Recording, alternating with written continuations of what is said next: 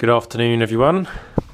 I've been taking it easy today and not been doing any grinding or anything like that. Basically, I need a little bit of a break because I was feeling pretty tired, and I'm pretty sure I don't have coronavirus, but I am feeling a little bit under the weather. Anyway, I've come down here and cleaned up the inside of the floor and I'm just going to seam seal the bits that I haven't done yet. This is original factory seam sealer, so that's what I'm trying to replicate. It just needs to go all the way through. That's the bit I did last time, so I'm just going to continue that through wherever I've welded. Put some along here as well, put a new cap in there, and then also I need to make a cover for that bit as well, and then seam seal all of that in with U-pole grey stripe brushable seam sealer. So it should be quite an easy, fun, satisfying job. Well, I was masking it up really carefully, and then I just got fed up and thought, stuff it, I'll just start slapping it on there. How messy could it get?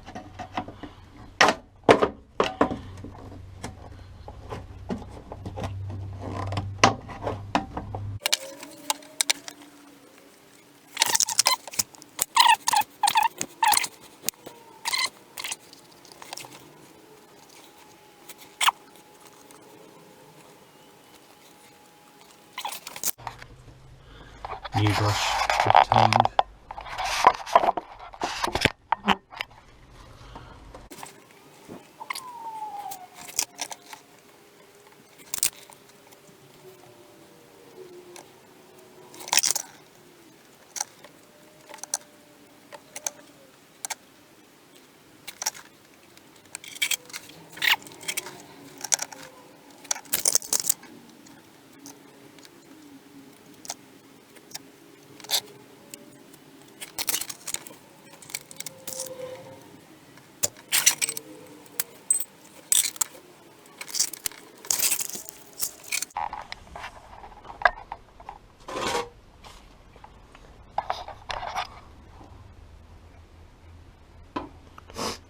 And then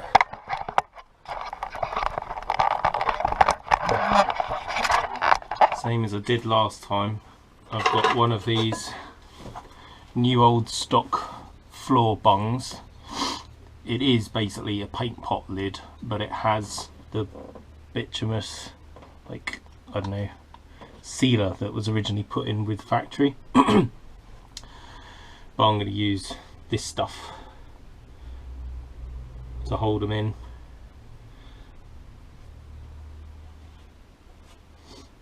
I used to think it was for spot welding tools to get access into the floor pan, but it's not. I was corrected by somebody on YouTube, and it's actually a paint drain port. So when these body shells were on the production line going around the paint factory, they'd go into a big tank full of zinc or whatever it was that they anti-corrosion treatment, and there are 7 of these ports, and the paint would have just drained out back into the tank. So that's that done. And then over here, last thing, or nearly last thing, because I've spotted a bit I missed up there.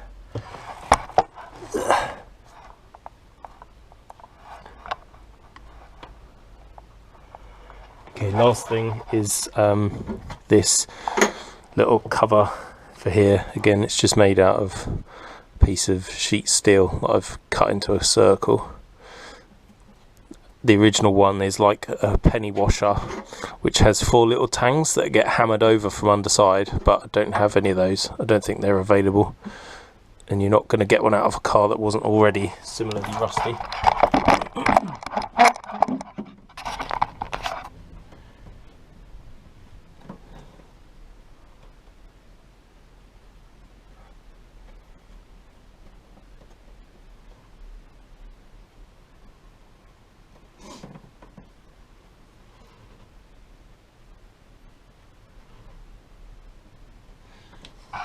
Cool. Right, so this side of the floor, oh, another bit there, it's basically done. I'm not going to I'm not going to seam seal the underside of the car at this stage, because there's still quite a lot of welding to do in places, particularly along that sill edge. So I'll leave that for the time being. One thing I will do, if I can find them, these are the floor bungs which go into some of these holes here, and I'm going to clean them up in white spirit or something similar and then put them back in. Just stops dirt and crap dropping into the chassis rails. One thing I have noticed with this red oxide primer is it doesn't adhere anywhere near as well as the epoxy mastic or any of those other things. So that's the other reason I'm not going to seam seal the underside of the car, because what I think I'm going to do is, certainly underside, I'm going to sand it all off back to bare metal and then key it and then put the epoxy mastic on it, and then I'll do the seam sealing on top of that, and then I can put more epoxy mastic and then stone chip. If I was to just put the epoxy mastic on that, it would probably just delaminate, so it would just be a waste of materials. And in point of fact, I probably won't put too much more red oxide on the underside of the car unless I think I really am leaving it for a long period of time. In other news, I'm just thinking about other bits and pieces I have to fix. I've bought a new B-pillar bottom here, so I can chop this one off, repair the sill with some plate steel, and then put a new B-pillar on top, so that's good. Still haven't decided what I'm doing with this wing. I understand everybody's comments about doing it properly, you want to take the whole wing off, but that's getting away from what this car originally was, which is kind of a genuine patinaed ratlet car. And then I don't really want to lose that, so what I might do is grab the sander and just sand off a few of these bits and pieces to see exactly how bad it is. In fact, I'll do that now and you can see as soon as I do what's going on.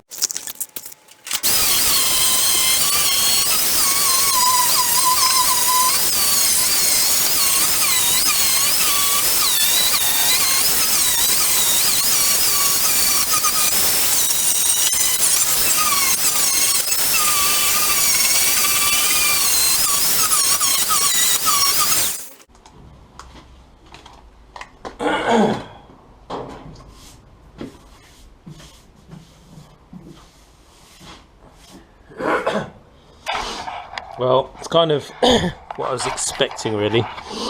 We've got a big hole here, rust developed pretty much all the way around the wheel arch lip. The only bit that's any good is that bit, and even then I suspect there ain't a great deal of good metal on the back side. So I'm going to go and have a think about options. Good, it's recording this time. Talking about options, option one is to fit a complete wing. I don't want to do that because I'll lose all the silver patina and all the rest of it, and also it's, you know, another wing gone when really most of that wing on the car is good. The only bit that's missing is that bottom part, but that's easy to make, and I've got the panels or the section that I cut off the old car, so that's the last resort. Here we have the inner wheel well or inner wing. That has the arch lip on it, which is a bit that I need but can be made without too much difficulty. Also has the advantage that it has that corner which I've cut off, and it's not the hardest thing in the world to make, but it's just a lot faster using that. If I don't want to use the wing, then what I can do is fit one of these. These are actually rear wheel arch repair panels, but on Rover SD1 the offside rear is similar to the near side front, and the near side you know, reversed will fit the other side. So that is the offside rear, so that end would have been where the door was, and that's the rear of the car. But if you offer it up to the front wheel arch well thing, it actually fits pretty well. The curvature and the profile and everything is perfect. And you can do another test, which is just shove it on the wing, and the scallopy bit is different, so that sits at the wrong angle, but actually the wheel arch itself is a pretty good fit. So what I could do is section up one of these and then fit it to the front of Dotty. The only real way of knowing exactly what I'm going to do is to probably chop some more steel out of the car. If it's really bad, then I'll be fitting a lot of that on one of these. If it's doable, then I'll fit a bit of that on one of those, and if I'm feeling super ambitious and optimistic, then I won't fit any of this stuff and I'll just fabricate the bits I need and weld it in the car.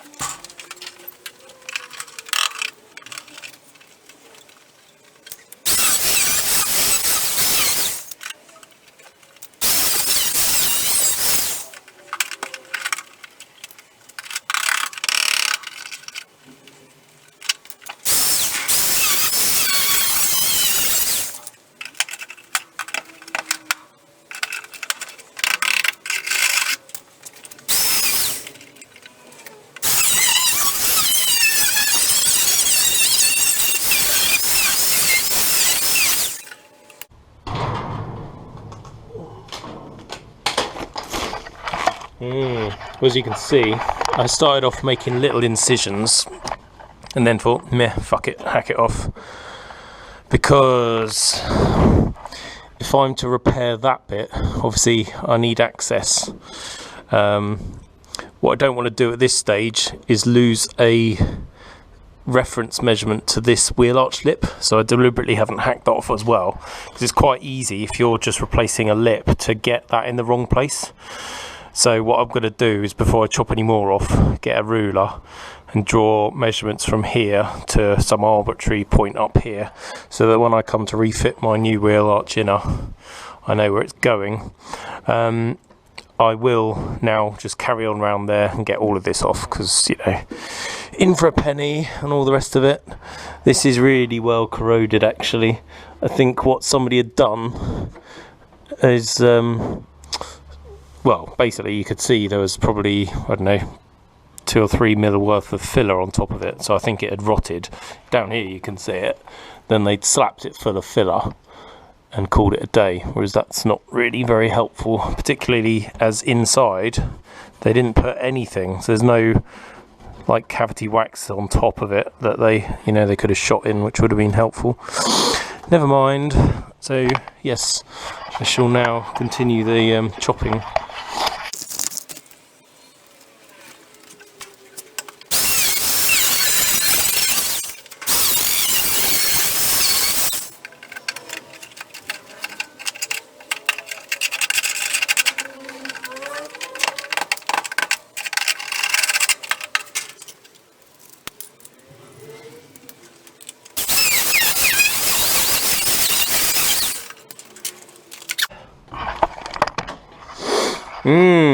Costea. We have some semblance of mildly okay metal there, but short of that, the rest of it's toast, which is a shame.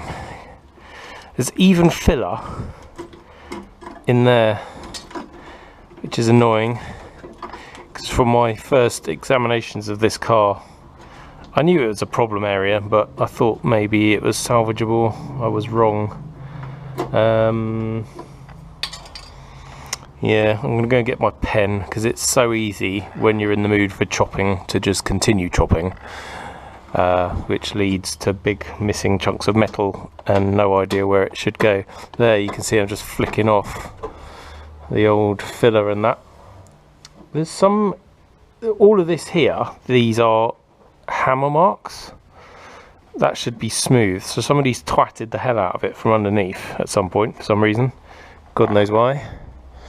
Yeah, I'm going to quit chatting and do some more useful things.